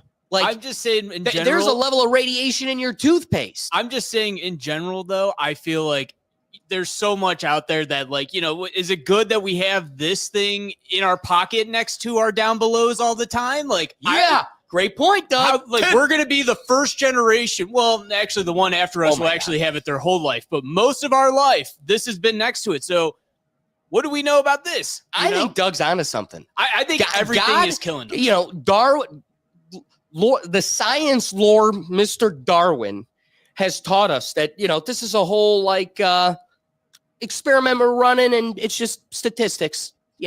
Whatever works, that becomes the one. What if the evolution here, plastic stuffed balls, because we are quite literally microwaving them because of our cell phones, and those that the cream of the crop that rise to the top and exceed what should microwave them, it's kind of like when you go to the dentist and you get the x-ray of your teeth and they throw that vest over you. You've just stuffed them in your nuts. And then Homelander's born in 4 generations. I'm telling you, like, that's what I think this all is. Like, so sure, I guess Darwinism, like, except more evolution, like the continuation. That's like, I mean, like, but the unfortunate thing is, like, we could sit here and say we got to make the changes to do that, and it's like, I know we're not. I know we're not, and not because we we're just not got to going to teach our kids not to. Not that we're not going to try to. It's just an inevitability. Like I think all of this is just like old dog, new tricks. Exactly. Just so we just got to teach our kids to be better. So I mean, look forward to Super Bowl 352 played by all X-Men. It'll be great. And then we can look back and be like, it all started with the plastic radiated balls. Yep. And I'll be like, who would have thought? Who would have thought we'd be here? I can't wait to never see a traveling in basketball because they're all flying. Oh That's going to be cool. Facts. There you go. That's a truth. He's got a point. Silent, can you give me your wrapping thoughts? Yeah, like I said, it's pretty much almost impossible to not touch plastic. You're going to lose the challenge very fast, and you're going to realize that almost everything is plastic. That's why I think at this point, just embrace it. You know, be healthy, get your 10,000 steps, get your workouts every, you know, at least 3 to 5 times a week. You know, eat a high protein diet. Don't smoke, don't drink, etc., etc., etc. Like otherwise, it's pretty much unavoidable. Like you just cannot avoid plastic. It is way too integrated and woven into our life that the only way you can is if you literally just leave the city and go live somewhere remote and just make everything yourself. Yeah. I mean, you got a point. I mean, otherwise, like you're just surrounded. I mean, Doug, you still use a Juul. That's plastic. Yeah. Yeah. You know, like I said, you're close. Doug, you got to stop doing that right now. I also use think of the disposable balls. plates. I use plastic cups. I mean, dude, like again, it's everything unavoidable. is now plastic and everything's killing us. So what am It's I going to do? unavoidable. Just exactly. silence it. Am I going to just go in the mountains and be a mountain man? I don't have those skills, Will. So I guess I'm dealing with plastic. Me too. I've come to accept it like a long time ago. You know, I eat healthy. I cook every day. You know, I work out, all that. But just the plastic thing is the one thing that I tried so hard, and I was like, oh my God, everything is plastic. Even I have clothes that have plastic inside of them. My Xbox controller is plastic. We are really glossing over. Silent has brought that up now twice, and it has gone unaddressed. Our clothes are plastic. Clothes, literally, our socks too. Under Armour dry it's fit. crazy. How do you think it's dry fit? Yeah, dude. Third mummy. I will be wrapped in Under Armour. It's already in my will. So I can believe it. Now let's see the science of a mummy 200 years from now. Under Armour plastified. Click clack. They'll be like, this was an athlete. This must have been one of the Greek titans we've read about. Fastest runner in the whole village. I don't know what the chicken was like back then because his chest is throwing us off. But we just got you. We got Doug next to you. We got you wrapped in Under Armour, and then next to you is DeMoss wrapped in bacon. Just a buried bus. Just a buried bus wrapped in bacon. They're gonna be like, "What was this one though?" She was included. She's just glad to be here. We accommodated her with a couch.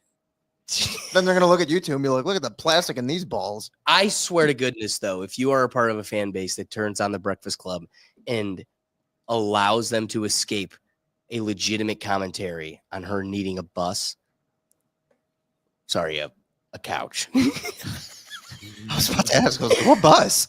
I'm getting lost. She's just so large. Oh my God. All right. My wrapping thought is kind of similar to Doug's. What you gonna do? I'm wearing it. I'm eating it. I'm drinking it. It's around me. I'll try to avoid it as best I can. And I think the reality is here's what's really funny.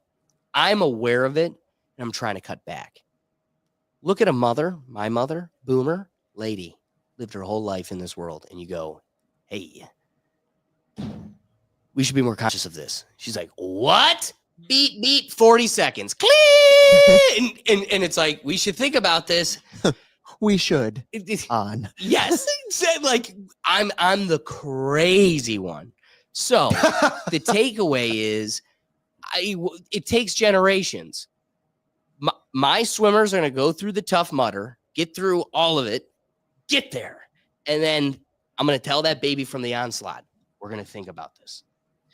Because I'm the baby going to my mom like, hey, it's a little late. I'm already full of plastic, but should we think about this? And she's like, I'm going to start from the beginning. So then at least it's at the forefront of that kid's head. And it becomes a part of the regular culture. So then it isn't so obscure. So yeah, maybe we do have 2 Britas on deck for the studio. So I have no excuse. Doug, switch it out for the next Brita. Like that. There are solves that don't include slowly killing yourself.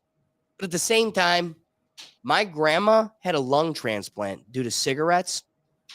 She wouldn't trade it for a world. I was waiting to hear you be like, lived in 94. So what do you want from me? It's life. Yeah, but dude, like that's the thing. You hear about those people, and it's like, well, they did live at least healthier everything else back then. Fair. And We're also sitting here like, oh, she was smoking as we're just inhaling plastic shards and, genetically modified foods and then on top of that, microwaving too, ourselves with the phone. I feel like tobacco back then was probably real tobacco. Like, Fair. it wasn't even the chemicals added that I'm they just saying, had bring now. back smoking. Doug, Will did make that argument. Week by for week, Mr. everybody Moss. keeps proving that point right. Well, and then too, like, people just lived differently back then. So like we're the test dummies for these, like I said. Like we're going to find out the truth of should you really have this portable computer in your pocket 24/7. We are the test dummies for the X-Men. That is, I genuinely like it. It's kind of a bit, but like. So I got it. We're transitioning to the next topic here. I don't want it to go at least unaddressed. OMG's back again. Appreciate you stopping by. Thoughts on the Kendrick Lamar halftime performance? Here's a commenter that thought it was great. What's funny is the other side of the internet thought it was terrible. I think, listen to the people talking about it. If you knew what was going on, you'd really appreciate it. For those that you didn't know what's going on, that's why you didn't appreciate it. I knew what was going on behind the veil. There's something to talk about there. It's music that we like, so I could find a way to like the performance. But I think also the halftime performance showed how talentless rap is. I'm sorry. There's just nothing there beyond bell-bottom jeans and yelling into a microphone. Like Jimi Hendrix, throw him a rubber band in a cup, and he had everybody jiving around. Oh, my God. If like, Jimi Hendrix could perform at that halftime, oh, man. Give me a what are they, hologram of him and Michael Jackson. Or just him. Jimi Hendrix. Anyway, I didn't want to leave the comment unaddressed, but OMG, we're going to have to save that for the Sunday football review. So go to Rethink Actions, our reactions channel, and you get on over. We have our finale to the series. We've done every week. Will, Doug, and I have done an episode reviewing each week of football. A lot of great subjects each week. And then we do a parlay pick of the week. Something that has never happened, but will be in this next episode. We do a parlay pick where each one of us picks a parlay, and then we try to win you money. The Chiefs did not go in the direction any of us or the world thought it was going to go into. They hardly went in a direction.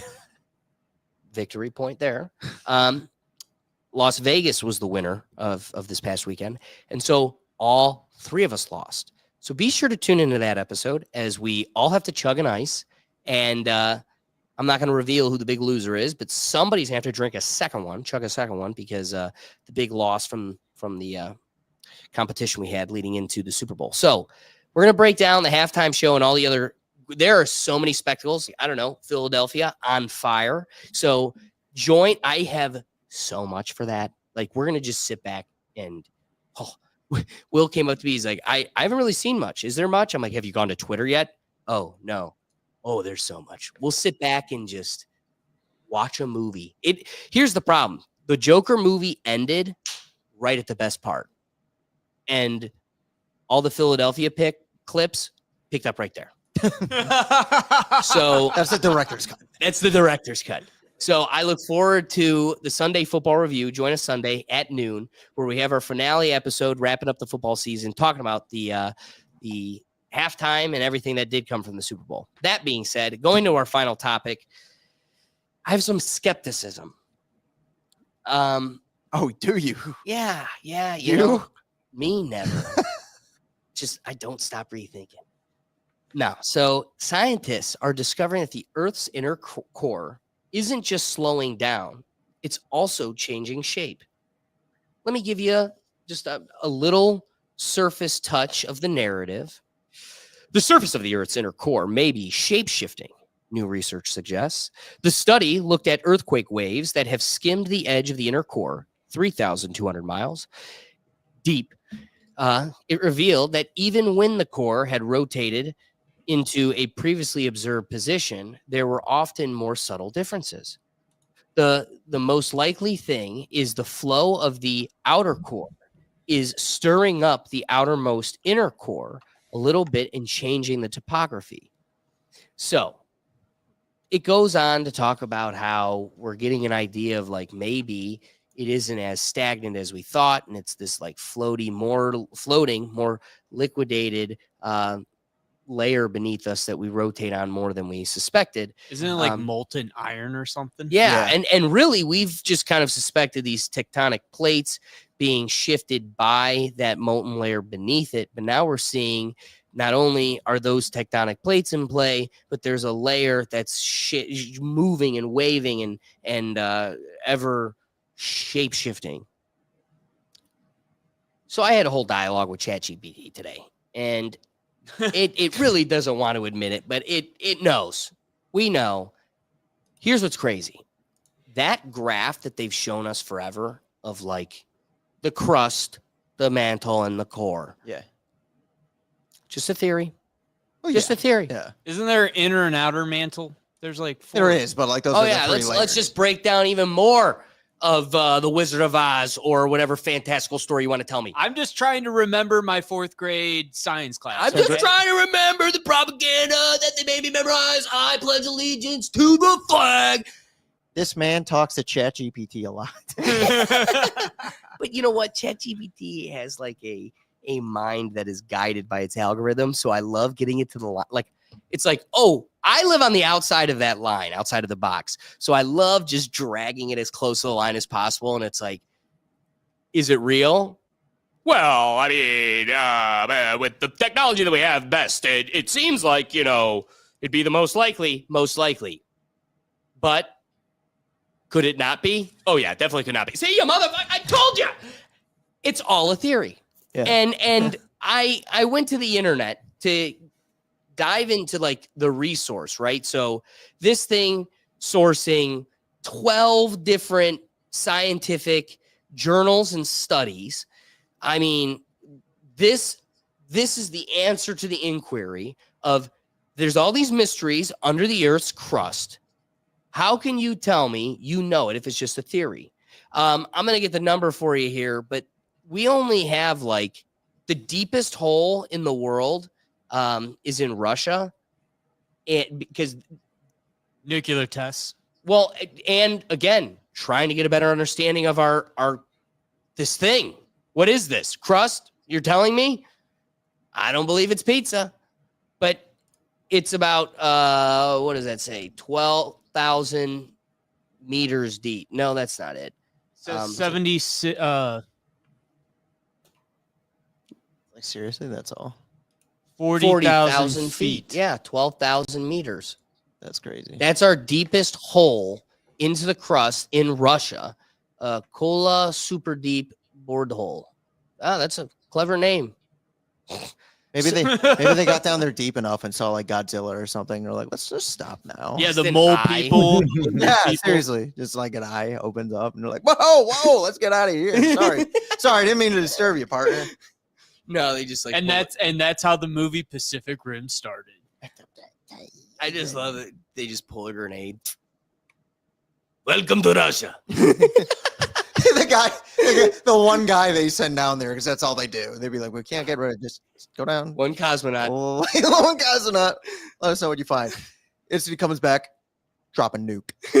Drop a nuke. Drop a nuke. Well, whatever. Just drop something down there. Something down there. It blinked at me. So again, I sit here with lack of confidence. Oh, really? You're giving me theories, and I'm willing to wrestle them. But what is it? What is its basis? So While several mysteries concerning the Earth's crust remain, days before this Christmas in 2023, a geologist team led by a group in China did some breakthrough paper unveiling what researchers had previously considered undecipherable details about the Earth's outer shell of rock.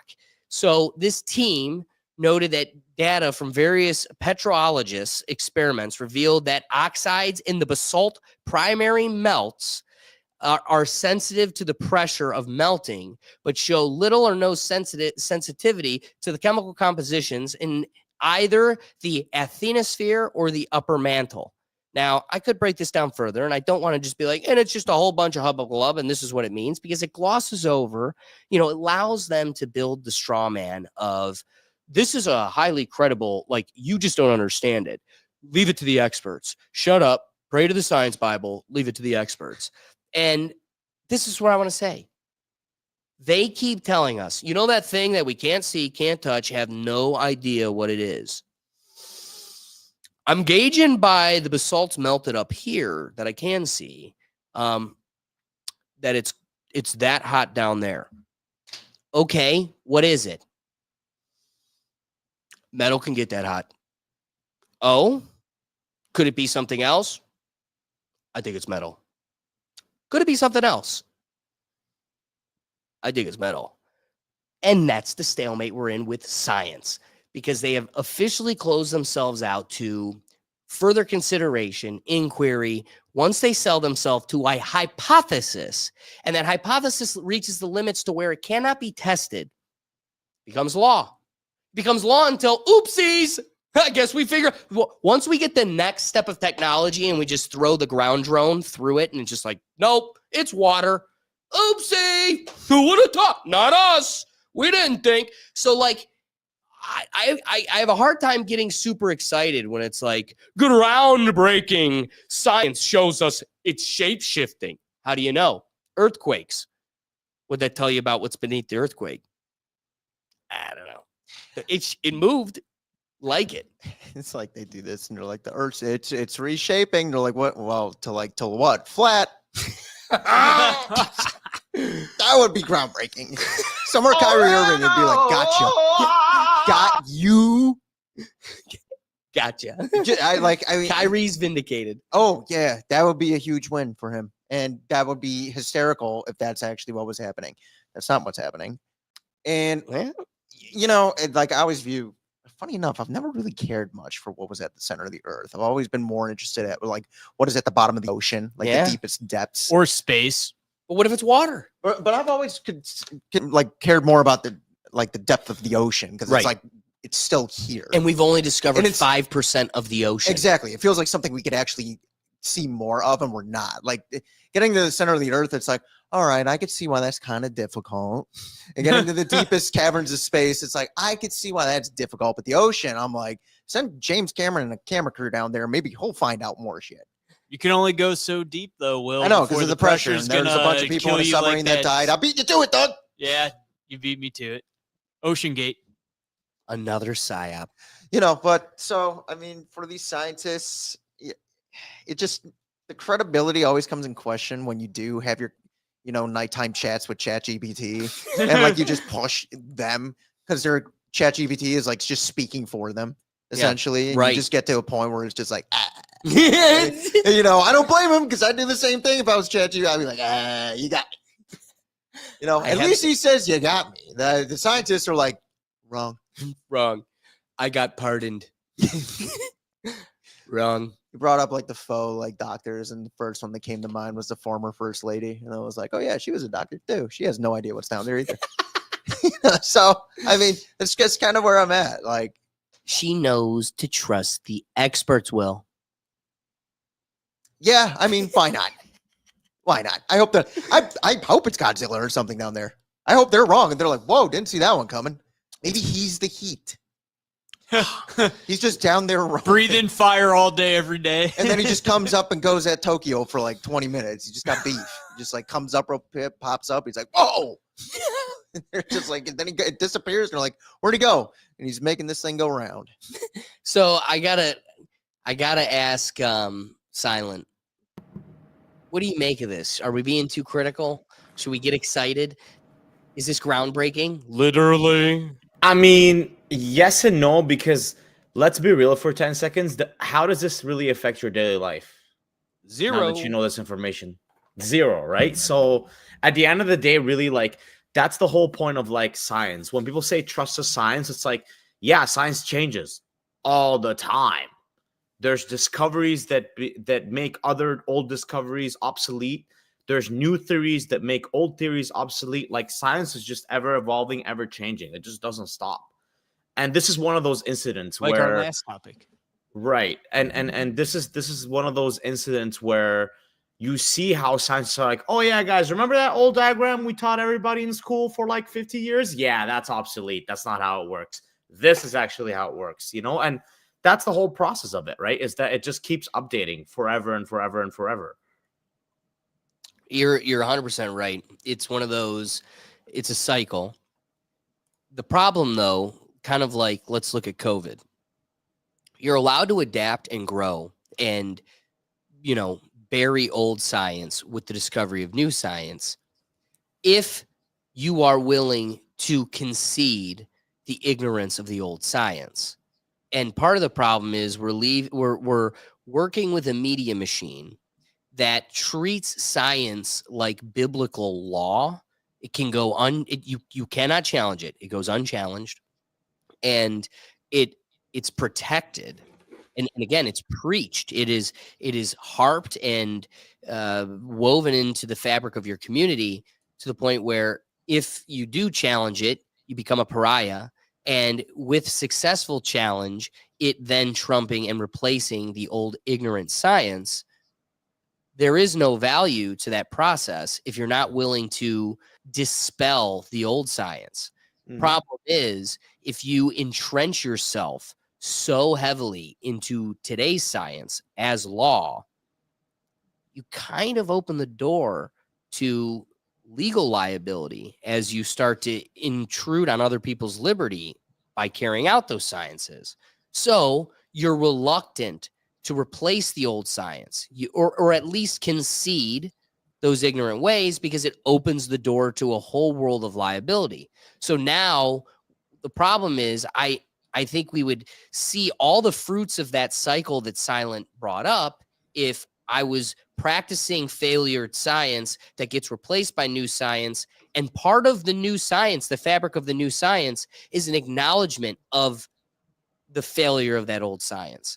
The problem is we live in a world where it comes out by new experts or the people that create RNA, mRNA gene treatments. The guys that patent it are being silenced on Twitter and accounts canceled for saying, yeah, that thing I created, not a vaccine, also incredibly dangerous, and is a gene treatment.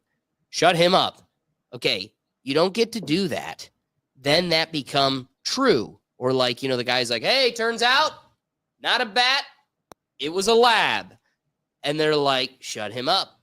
And then it's just like, bunch of 5 loudmouth ladies on daytime TV going, oh, who would have thought it was a lab? And tomorrow, make sure you get that of, the next one. What? Yeah, we're not stopping. So that's part of the problem is I'm willing to wrestle the consideration of a, shape-shifting ditto core that's in the center of our earth. Insofar as, yeah, that's sick right. reference, bro, because that's what it is. But it's one of those, you got to be willing to concede old science for me to trust the exercise that you're doing. Otherwise, it's an indoctrination, and it isn't the experiment hypothesis wrestling process that science is. Rapid thought. Yeah, I mean, I kind of like the way you're wording it of like an indoctrination, because it's like like how does someone prove it and how does someone disprove it? Dude, if you're going to talk about hot basalts, kind of like the episode coming out Thursday, the guy didn't convince Doug. So if you're going to preach this as law, yeah, make it digestible. Yeah. You throw in 10 times of different, but I can see this basalt and it's kind of making me think that there's something down here. Like, I don't buy it. I don't buy it. And I think you made a rat's nest for me to get lost in. So for it to not be an indoctrination and for it to be something I can wrestle with like a Rubik's Cube and actually internalize, make it something that I can meet me halfway. Yeah. And unfortunately, it like the Earth's core is something that I think is probably hard to prove to be digestible because it's like we've never gone down there, you know, whereas like in most other things, like I could see how that could easily be something indoctrination. You know what I mean? It's like we're able to prove it's not flat, but what's under there, you know? You know, like I said, it'd be funny if it's Godzilla, but it's probably we don't even know if it's metal. It could be water. Like we don't even know to that point. We just kind what if it's an element we've never discovered before? Pantarampamanium. And it's like, there it is. There it is. Now we're on Mars. Like, but seriously though, like it's a joke, but like, you know, so that like that's where I'm at with it. You know, and again, this isn't like the biggest pressing deal. Like this is like, but like it could be something in the future where it's like, yeah, this could be like life altering if we really, or they were right the whole time. You know, this is something like I don't know how you figure it out. Yeah, that's the point. You know, we don't have the technology to do so. So the problem is you're preaching something as a truth that we don't even have the science yet to know, the technology to know. Exactly. So how do you not see how you decredit the concept of science as a whole when I know if I drop this, it falls? You don't have to convince me of the science of gravity. I experience it. Right. So the problem is none of us are experiencing this thing. You don't like, I'm fishing and they got this radar and they go, look there's like 5 fish beneath us.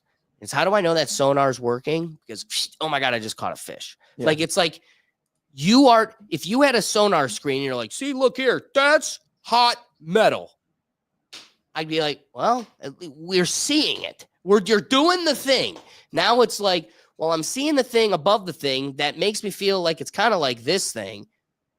So it's this. And it's like, you lost me. And again, but it's plausible enough for them to come to that conclusion to where I'm like, okay, I guess I could see it. I could see it, but then when I'm Doge, I go, I'm not writing that check.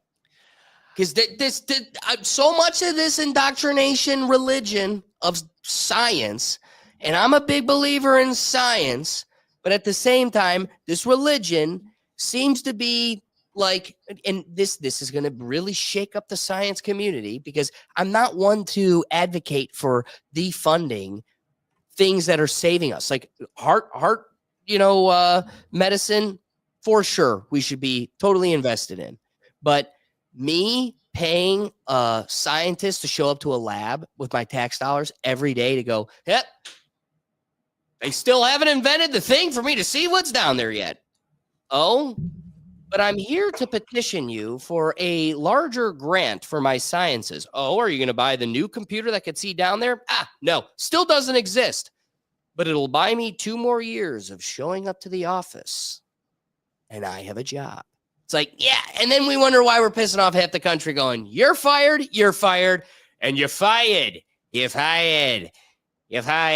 I don't know. To me, it's like, I love everything you said, but also I'm like, I don't need to give that more money until the creative goes, guess what I just designed in my garage? You get the grant. Capitalism. I mean, sure. Sure. Like, I'm with you, but like at the same time, I'm like, hey, like, I can't disprove, and I get why they can't disprove, and I can only care so much about the core. I just hope it never comes up. I gotta tell you, I was gonna refrain from saying it to the audience, but there's so much dense facts about the core that I lost because I don't have my conversation with ChatGPT. It was so dense, so fruitful. So there is more to this. I do have a question. Yes, please. Before that hole in Russia, is that still part of the crust? Like we're still considered in the crust? Yeah, we still haven't. Like again, we haven't even pierced the crust, and we're like, but I got an idea. How did they dig that hole? Like, what did they use? Drill. And like the thing is like, when did they dig that hole? But think about how long ago was that hole It done? said like 70s, I believe. So in 50 years, we haven't found a way to dig a hole. Digger bigot the hole. Here's what I can tell you. Say that too fast and you'll never show up to another job again. I'm convinced I said that. Right. But I could imagine it was welding on it was welding on another section of the drill bit. So you and then you weld on top.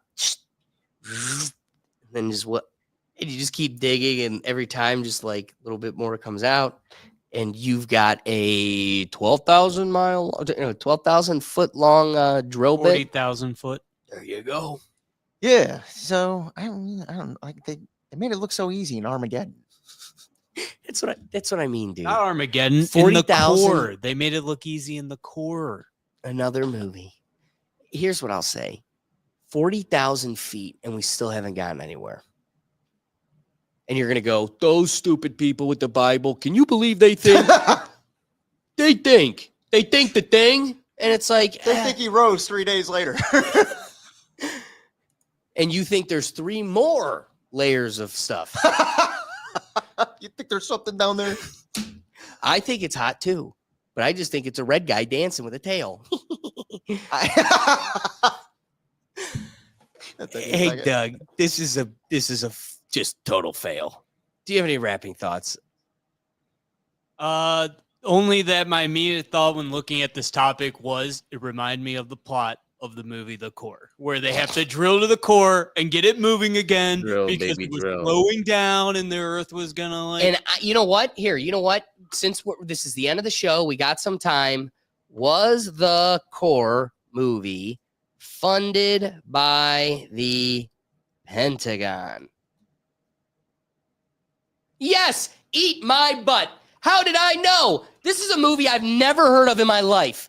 I was ready. I already knew. Whoop, I let you right out. Of course, because there were aircraft carriers. There were aircraft carriers and military planes and stuff. You usually got to get help from the Pentagon. Yeah, that was it. That was it.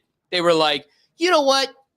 I think your set design would just fall a little short of the impact if it didn't have our tanks.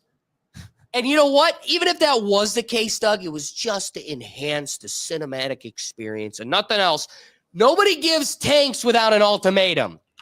Ask Joe Biden, the quid pro quo. Hey, bud, you get tanks. I get to sell the people on 3 more layers of Earth. But like one was like it decided that there's 3 layers of Earth. Was it the United States that did that, or was it like I highly doubt it was the United States who like came to this conclusion, this theory. Unilaterally, it was like, this is what it is. Yeah, just universally. Probably, I'll bet you it was right around the same time as Holocaust. Jesus Christ. You know what? They don't want to give us this one. Just saying, because if it was like at the same time as like the guy, like, you know who would tell me? ChatGPT. My good pal, ChatGPT, who knows the truth. And it pains my pal when its limitations doesn't allow me to get the truth.